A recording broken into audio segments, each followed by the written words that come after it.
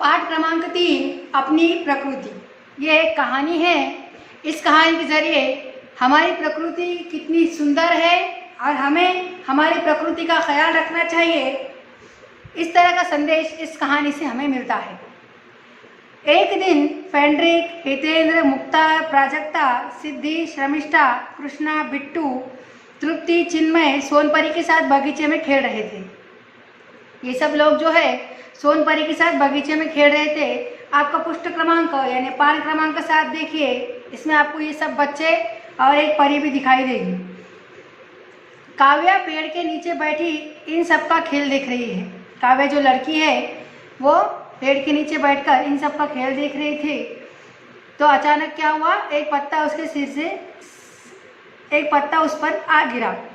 काव्या ने उस ऊपर देखा, हरा भरा पेड़ और उसकी घनी छाया फैली हुई थी। यानी जब पत्ता उसके पास गिरा तो उसने ऊपर देखा कि एक हरा भरा पेड़ है और उसकी घनी छाया यानी उसकी छाव जो है बहुत गहरी थी, जरा भी धूप उसमें नहीं आ रही थी। वह सोचने लगी प्रकृति कितना कुछ देती है, हमें भी उसे कुछ देना चाहिए।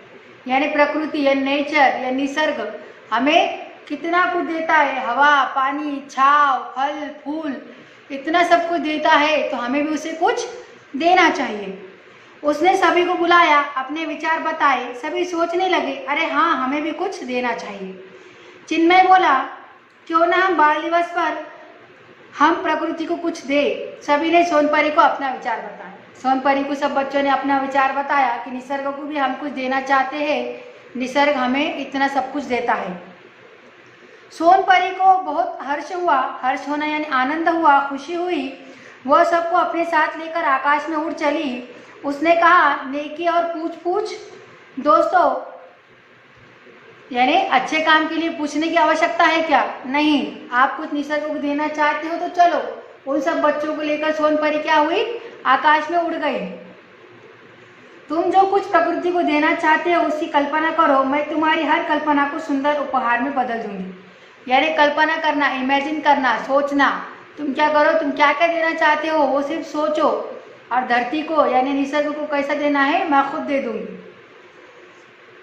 फेंड्रिक और सिद्धि ने अपने खिलौनों को आकाश को देने का मन बनाया। फेंड्रिक और सिद्धि ने क्या किया, अपने खिलौने आकाश को देने का मन बना लिया। यानी सोच लिया कि हम हमारे खिलौने आकाश को यानी आसमान को देना चाहते हैं। सोचते ही खिलौने ने बादल का रूप लिया और पानी बरसने लगा।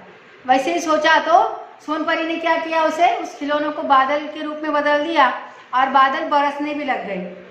काव्या और हितेंद्र ने पर्वत को मिठाई देने की इच्छा व्यक्त की। काव्या और हितेंद्र ने क्या किया कि पर्वत को मिठाई देने की इच्छा व्यक्त की। यह इच्छा शानदार वृक्षों में बदल गई, यानी वहां पर पेड़ पौधे आ गए।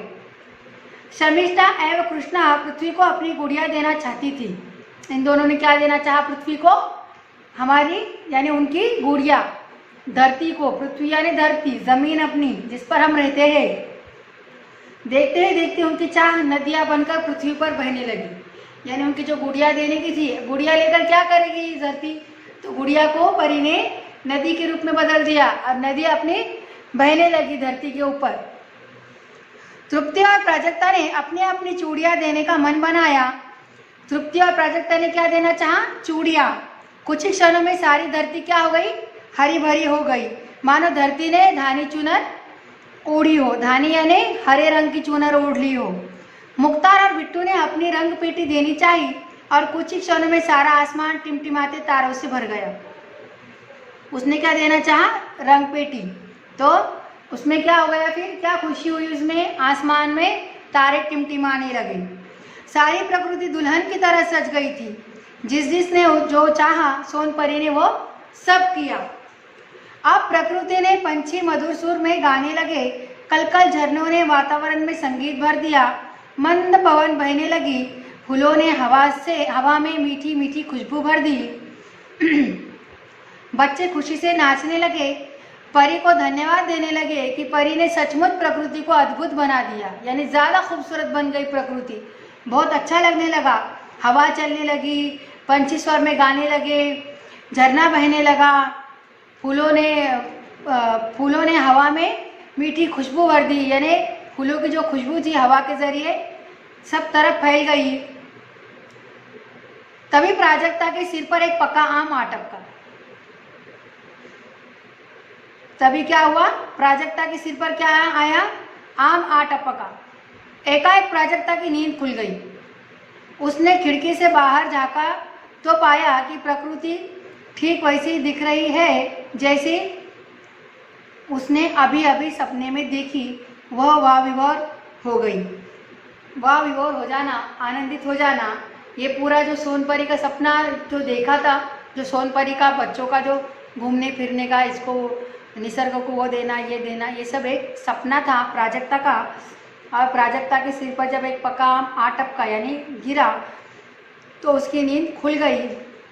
और ये सब सपना उसने सोचा कि अरे ये सब सपना था, उसकी नींद खुल गई। लेकिन जैसे उसने खिड़की के बाहर झांका, जैसे उसने सपने में देखा था, प्रकृति ठीक उसको वैसे ही दिख रही थी। तो वो खुशी, उससे बहुत खुशी हुई और वो बहुत आनंदित हुई। देखा आपने अपनी प्रकृति, ये पाठ में हमें प्रकृति का बहुत सारे नज़ारे, अच्छे अच्छे चीज़ें देखने को मिली।